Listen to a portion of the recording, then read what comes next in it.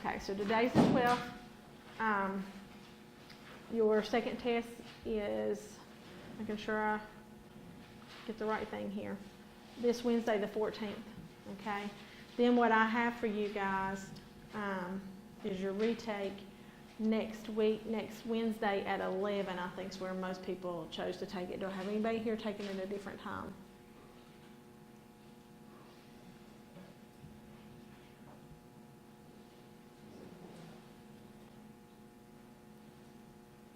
Okay. All right, so that catches us up with that. I need to narrow down. What time is it Wednesday? Wednesday at 11, but we can do, I had other times as well. So off the top of my head, I don't remember what they were, so unless you had picked something else. But I can do another time. I know that I have 11 o'clock on Tuesday. I can do 11 o'clock on Tuesday. I can do 11 o'clock on Wednesday. I can do 1 on Monday and 3:30. I think it's the times 11, Tuesday, Wednesday, Monday at 1 o'clock. I think we'd wipe Monday out though. Then Wednesday I can again at 3:30, or not 3:30, at 2:30. Wednesday at 2:30? Yeah, I think I had you, most of you all on Wednesday at 2:30, didn't I? Or did all of you all pick 11? I kept in my head thinking this was the 9:30 class. It's because I didn't meet this morning. So 2:30?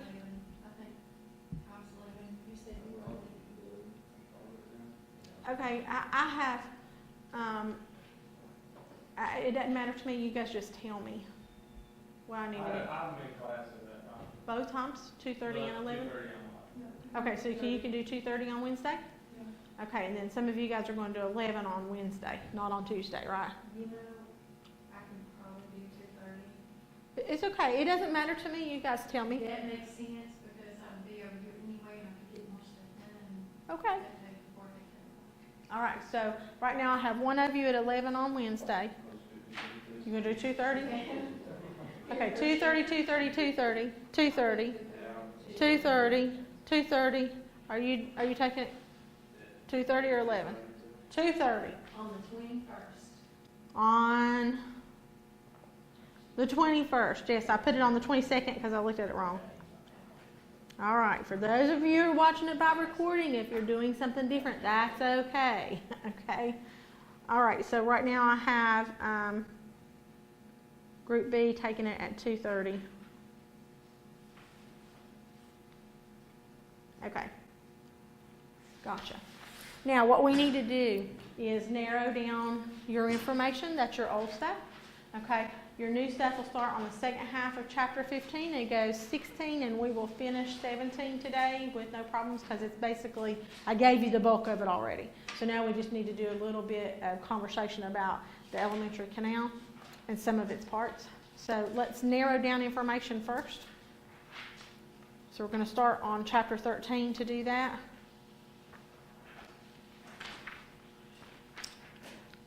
Okay, so page 488, make sure that you can do hormones, target cells, exocrine glands, paracrine glands, and autocrine glands. So hormones, target cells, exocrine glands, paracrine glands, and autocrine glands.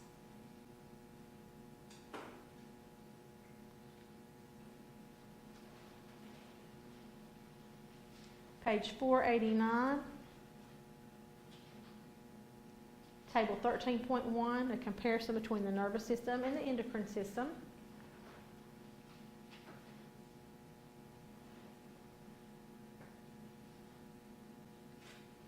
Page 491, table 13.3, types of hormones.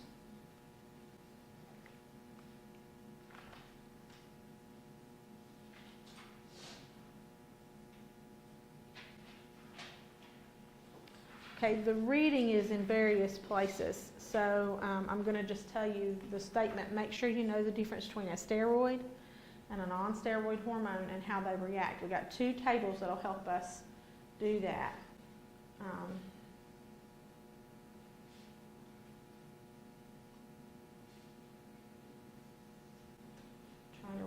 as you guys do as well to make sure I can upload it. So difference between steroid and non-steroid hormones, you have two tables. Page 492, table 13.2, sequence of steroid hormone action. And remember we rolled that page in between and did the thing that goes with it is page 495. And it is table 13.5, sequence of actions of non-steroid hormones using cyclic AMP. In between that, you can get, there's a figure that helps you to understand the steroid hormone part that you can look at to help you study. It's page 493, figure 13.5. I will not put the figure itself on, but information from it is something that you can use. Okay, on page 495, we have the same thing for the non-steroid hormone action and how it works. It goes along with those tables and how you can compare the two. Again, I won't ask you to like ID anything on the figure, but the information I will. Chance, do you need some, honey? It's okay. What figure did you just mention? Okay, wait just a second. Can we pause that for a second? Okay. Now, what were you needing? I'm sorry. What is that to me, like a figure? Yeah, what figure did you just mention? We did the one on page 493, it's figure 13.5, and that gives you the one for the steroid hormones. And then page 495, figure 13.7, gives you the one for the non-steroid hormones. Again, you don't have to do the figures as far as like labeling or anything like that, but you do have to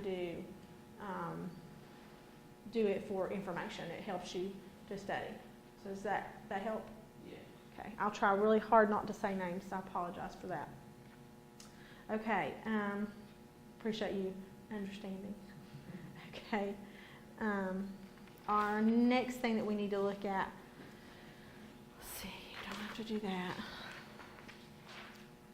If you look on page 501, figure 13.15, hormones of the hypothalamus that lead to hormones of your anterior pituitary. And it shows you what organs that they're going to affect, what their target glands or organs are, okay?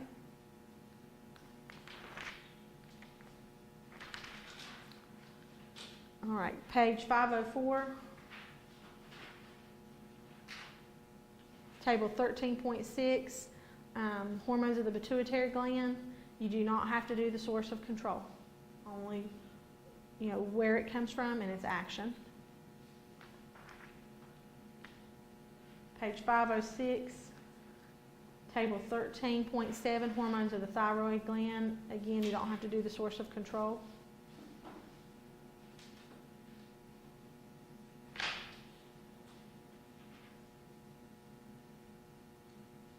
Page 507, table 13.8, disorders of the thyroid gland.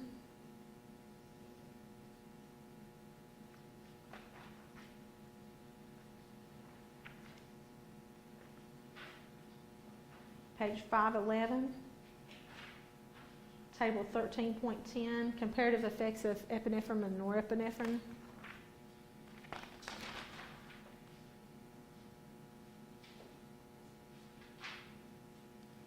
Page 514, table 13.11, it's hormones of the adrenal cortex.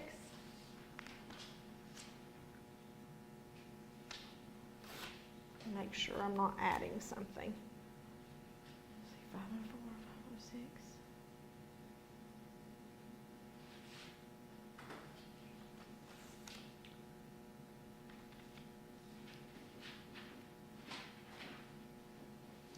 506. Page 516, table 13.12, hormones of the pancreatic islets.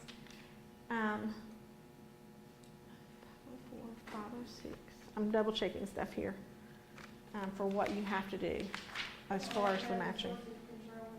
I'm sorry? Not the source of control in any of them. No, not the source of control. You don't have to do the source of control on any of them. 507, good. We'll see.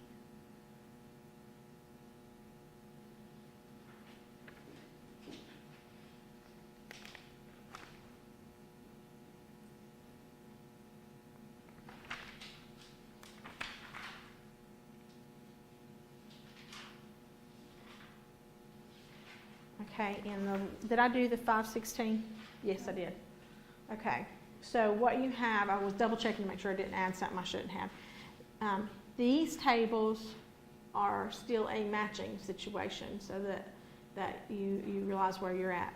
On the one on page 504, the one on page 506, the one on page 514, and the one on page 516. Does that make sense? What was the second one you said? 504, 506, 514, and 516. Okay, on page 517, the other endocrine glands that we would have something to do with, you need to know the pineal gland,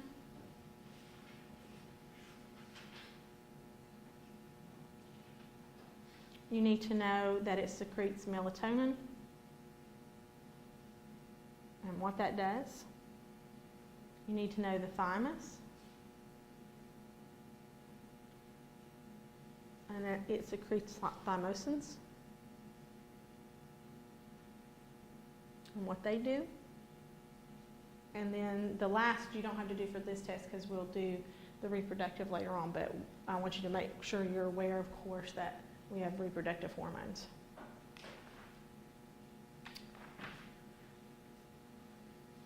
Okay.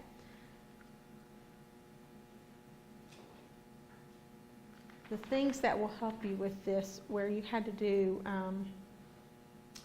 you're doing all those, trying to put the difference between steroid, non-steroid hormones, endocrine and exocrine glands and all that. If you look on page 521, you have a chapter summary there. If you'll do 13.1 in that summary, it'll help you with the reading of what you're doing. 13.2 in that summary, then that will really give you some help there. The last one's on page 524, and it's section 13.9.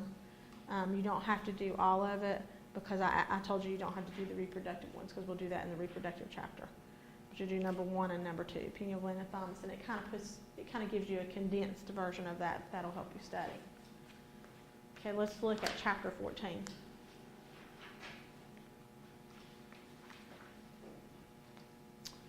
Okay, we know that the main function of blood is transport. Bless you. We have other functions as well, because we know it does things like we're looking for our immune system, the blood cells, our white blood cells help us with our defense. But the main function of it will be transport plus, I don't want to say main, because defense is a very much a main function as well. But transport, defensive, dealing like with our immune system, dealing with specific and non-specific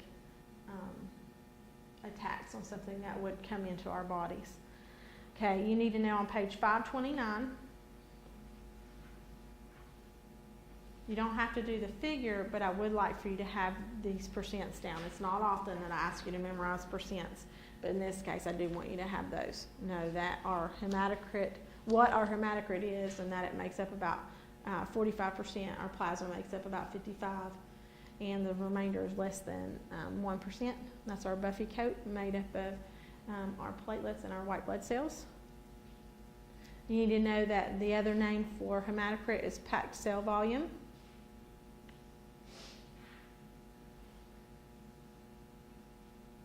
You need to know what the word hematopoiesis is, what it means. You need to know what a hematopoietic stem cell is.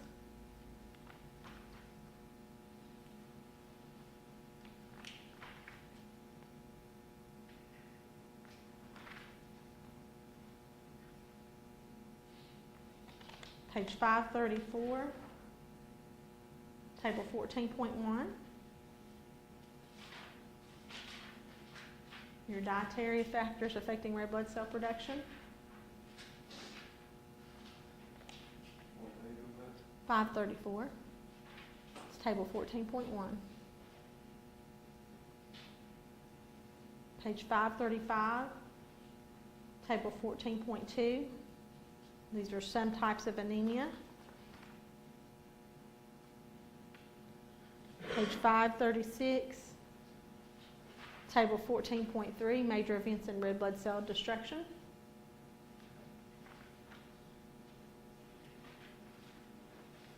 Page 539, Table 14.4, abnormal white blood cell numbers.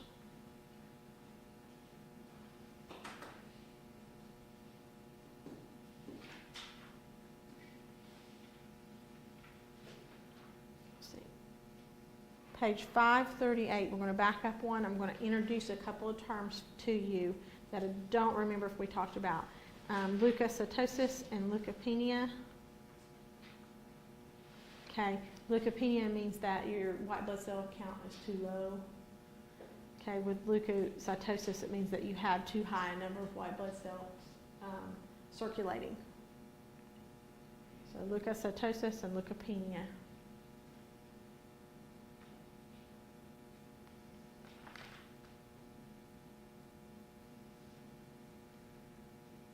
Page 541 is the most important table that you have in this chapter. It's table 14.5.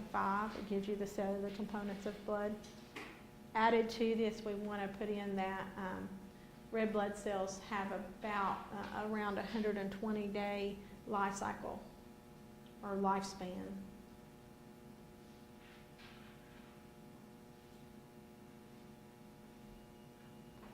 Again, it's not often I ask you to do numbers, and these are roundabout. I would like for you not necessarily to memorize the numbers totally, but to be able to recognize that you're within the playing field, okay? That you're looking at, so many million as opposed to 3,000. Does that make sense? That was the question on last test, they was like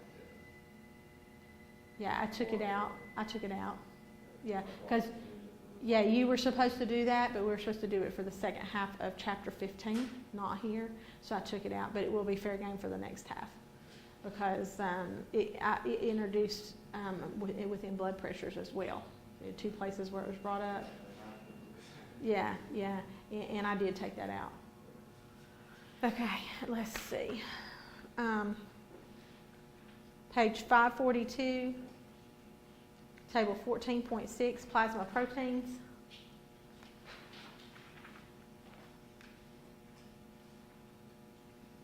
Same page, you need to know what hemostasis is.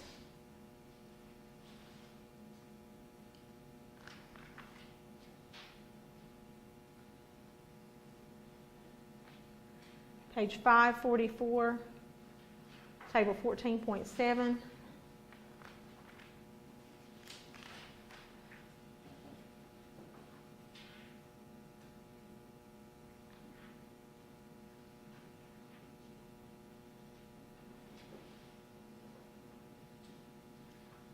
Okay, I'm not going to make you learn the whole blood coagulation, those mechanisms, but what I'd like for you to do, as hopefully it's review for you, on that same page, page 544, table 14.8, you do not have to do the whole table.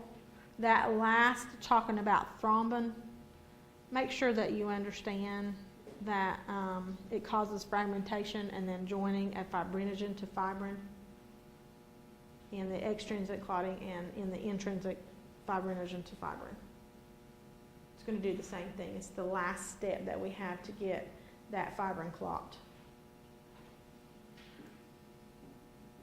You'll add factor 13 in with that, and that'll take you on through with it. You do not have to do the whole thing, though. Please do not. Okay, page 545.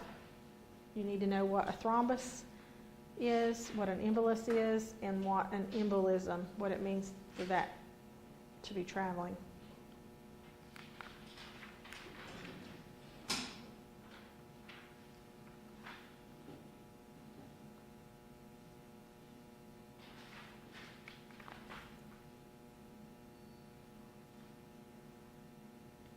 Page 548, table 14.10.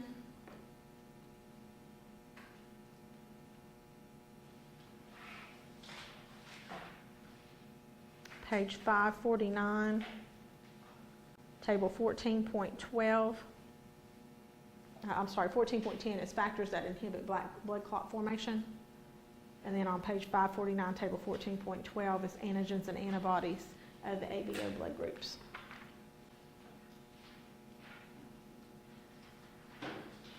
Page 551, table 14.13, preferred and permissible blood types for transfusions. Please make sure that you don't just have that memorized, that you can explain why those things are preferred, and you can explain why something might not be preferred but it would be permissible, and then be able to explain why some things are not permissible at all.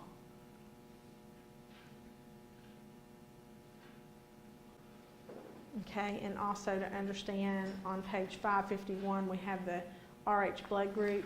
On page 552, the reading starts there. On page 552, we have that figure that really helps. It's figure 14.23 with the RH blood group. Again, I won't ask you to do, be able to identify within the figure, but I'd like for you to have an understanding of the information that's there. And that'll help you with the RH blood group. That's the best of the diagrams for that. Okay, so that takes us through 14. Let's look at the beginning of 15.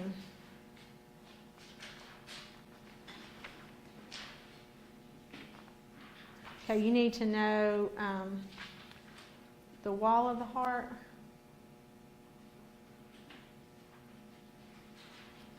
If you look on page 560, table 15.1, it gives you the wall of the heart where you have your epicardium, your myocardium, and your endocardium.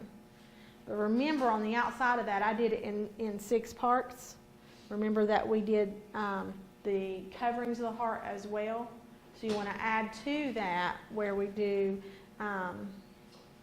your fibrous pericardium.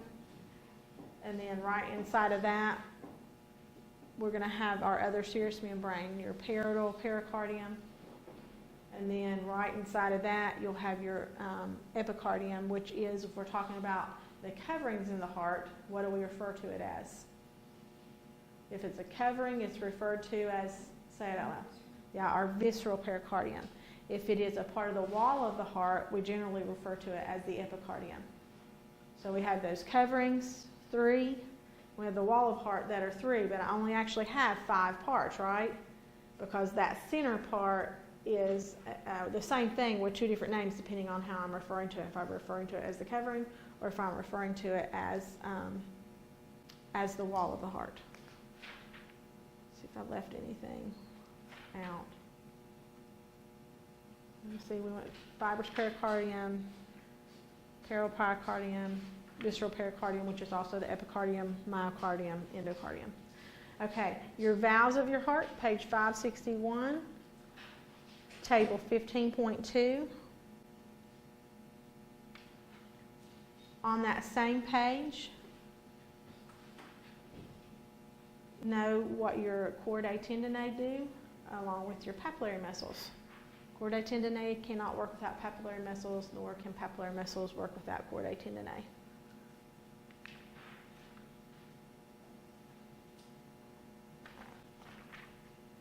The box that I gave you that goes through the heart and the lungs and then around the systemic, and then it goes through the coronary blood supplies, you're still responsible for that whole thing.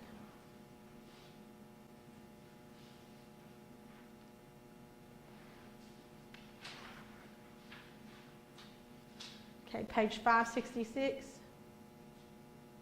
systole and diastole.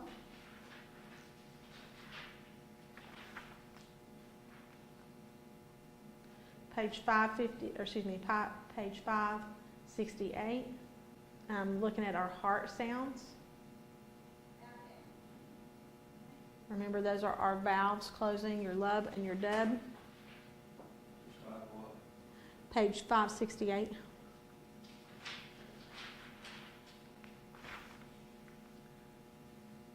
Page 570 is dealing with your electrical impulses that go through your heart. So you have multiple things there that work in conjunction to help you understand that. figure 15.17, and unlike all the other figures, this one is just information. It's just that pathway starting with your SA node. Remember, the other word for your SA node is what? Pacemaker. Okay? That figure 15.16 helps you to follow pictorially what figure 15.17 is saying. Make sense?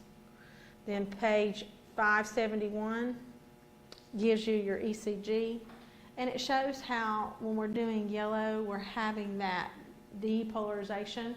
Remember, we go from that very negative area, we're going towards zero. Whenever we start to turn green, that's showing that it's going to repolarize, drop back down to its resting membrane.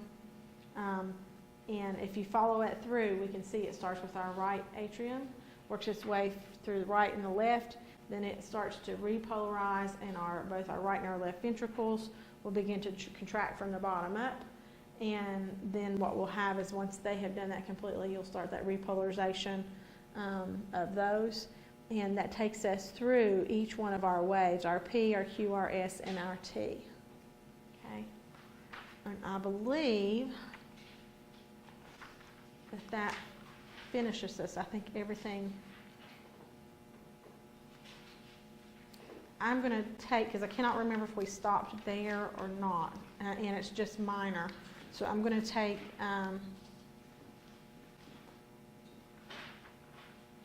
from 576. Do you guys remember? Did I drop you off at the blood vessels or blood pressure for the last test? Blood pressure? Okay, so let's go ahead and narrow. That's what I was thinking after I went on further. That's why I asked. Look on page 576. Sorry, 577. The reading starts on 576. But we need to know the difference between our arteries and our veins. We need to know that we have arteries, arterioles, capillaries, venules, veins.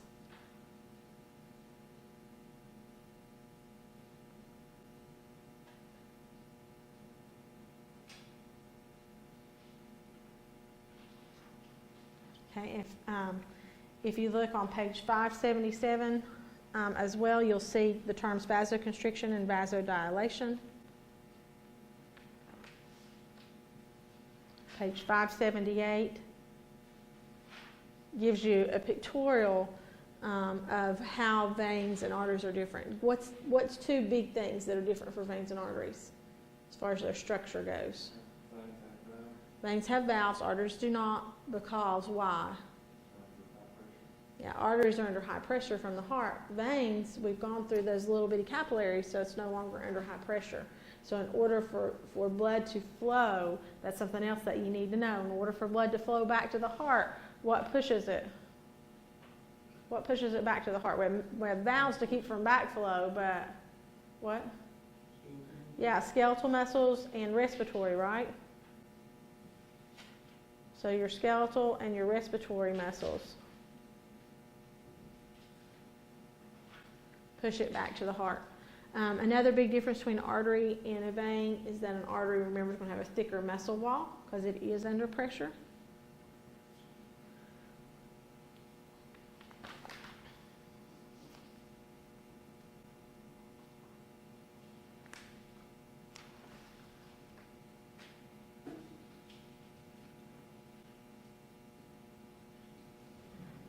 Page 583, table 15.3 actually gives you good characteristics. It's a good characteristics of your blood vessel tables. Of your blood vessels. Okay, and then that starts us, we start in on our blood pressures. Okay, and here's what I think I'm going to do to be fair.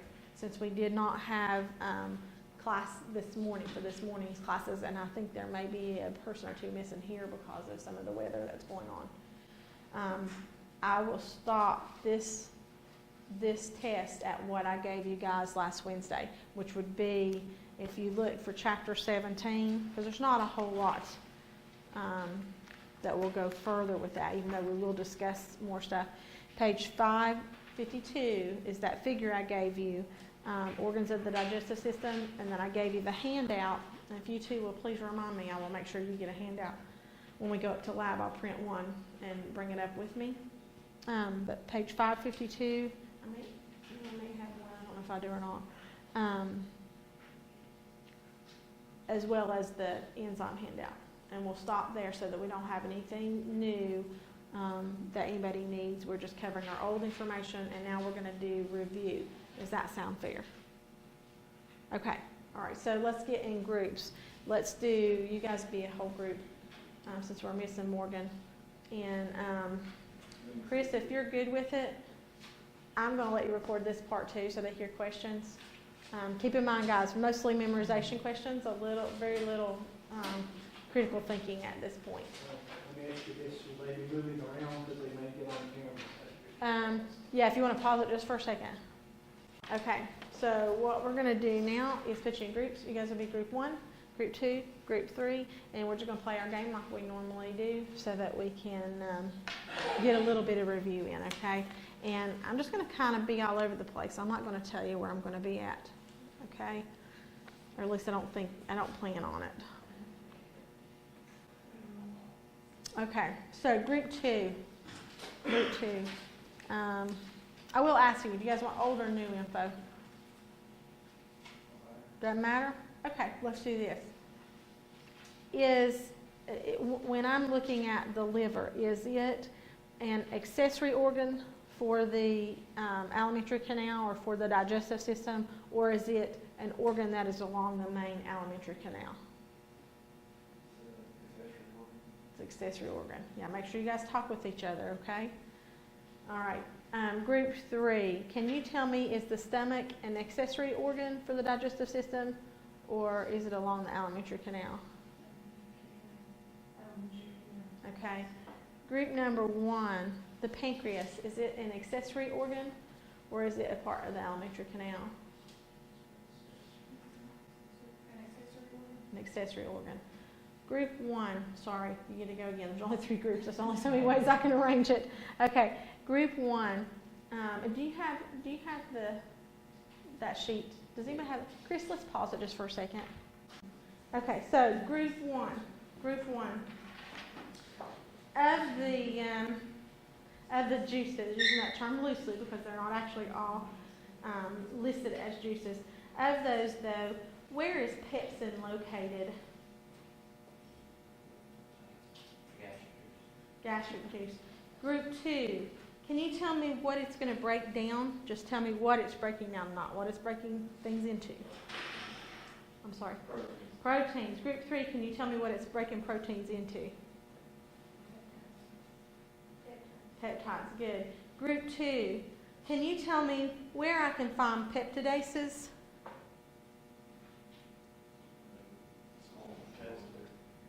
Okay, group 1, can you tell me what that's going to break down? And group, I think you gave my last part away. Group 3, can you tell me what that's going to break them into? It's okay.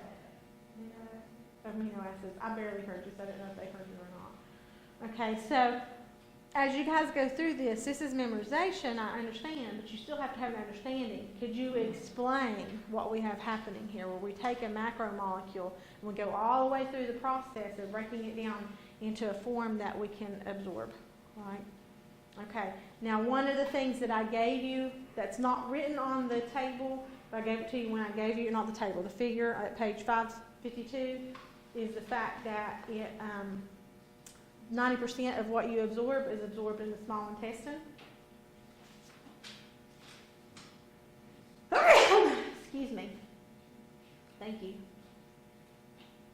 I don't normally have you guys do a lot of numbers, but you have 3 sets of them so far right now that I've done.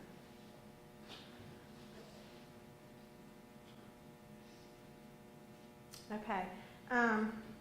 If I were to give you a table, all of you guys, if I were to give you not a table but a reaction, and I had something like proteins to peptides to amino acids, could you fill out its enzymes? Can I have more than one enzyme coming from more than one place? I can have, good.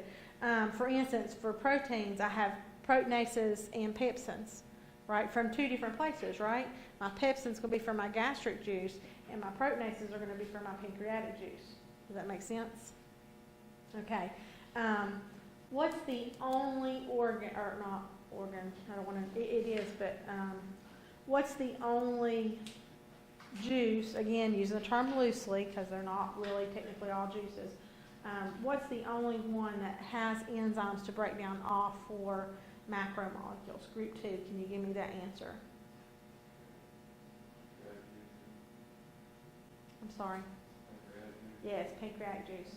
Group 3, name for me one of the macromolecules.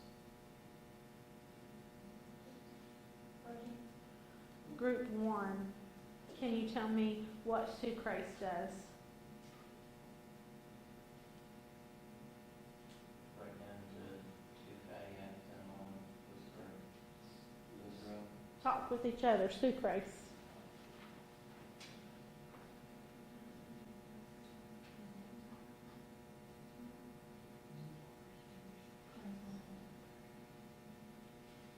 Mixed disaccharides and monosaccharides. Right, and specifically sucrase is gonna work on, can anybody tell me? That wasn't really your last question. Sucrose, yeah. Remember, OSE almost always means it's a sugar. ASE almost always means it's an enzyme. Okay? All right, so that's kind of looking at some of your stuff from 17. That also tells you what you had here for this information. Okay? All right. Group 3. Can you tell me what kind of practical classification for immunity occurs if someone catches something, if someone they get sick by being exposed to some sort of thing like strep throat? How would we classify that?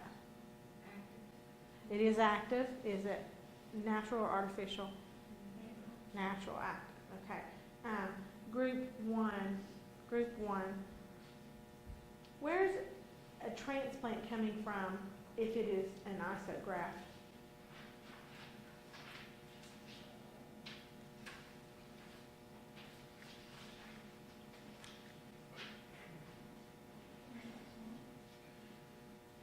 If it is an isograft, where's the transplant coming from? I've gone back into 16 if that helps you guys.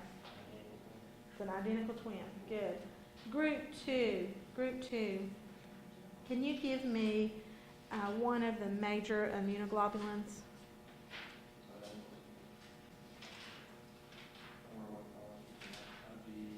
IgE, okay. Group 1, can you tell me what one of the things that will do? You get a big amount of this in response to what?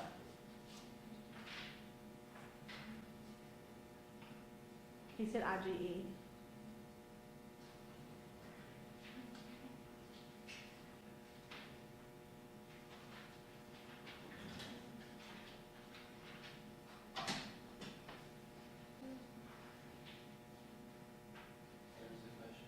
Yeah, can you tell me either what you'll get if you have an occurrence of something, what you'll get a big lot of these about, or what it does? These are antibodies, you're right, they're immunoglobulins, and so it is an increase in antibodies. To be specific, an increase in IgE. But if I have an increase in IgE, its primary function is what? Yeah, you can have an allergic reaction. It'll promote inflammation. Group 2, can you name another? I'll let you name them both and then they'll do the other. Name another one. IgG. Group 3, tell us about it. It defends against bacteria, viruses, and Group 3, name for us another. IgA. Group 2, tell us about it. Bacteria. Yep, and viruses. Okay, and I know I'm out of time and everybody has had stuff. No, I'm liking one. Group 1, name for me another immunoglobulin. We just didn't do it over with. nobody even said that one. Yeah, and that's B cell activation, right? Okay, so remember, you want to make sure you know the steps in antibody production. You know, just kind of looking at the new stuff, because we kind of reviewed the old stuff well, not reviewed, but kind of went through it. Okay, types of cytokines, you look at comparing B cells and T cells, being able to tell the difference between adaptive and innate defenses, those types of things. All right, we also want to make sure we remember that the lymphatic system, if, like, for instance, how lymph forms and how it flows through, drops back into the circulation system, where at what vessel drops lymph back into the heart circulation, the cardiovascular circulation system. Well, can you be specific for what vein? Subclavian. Yeah, subclavian. Okay, so test Wednesday. Okay, we didn't add anything new to chapter 17. I think that's fair. Okay, I planned on it, but it kind of makes me concerned to do that, not being able to meet the other group. Any questions? All right, have a great day, guys. Thank you, Chris.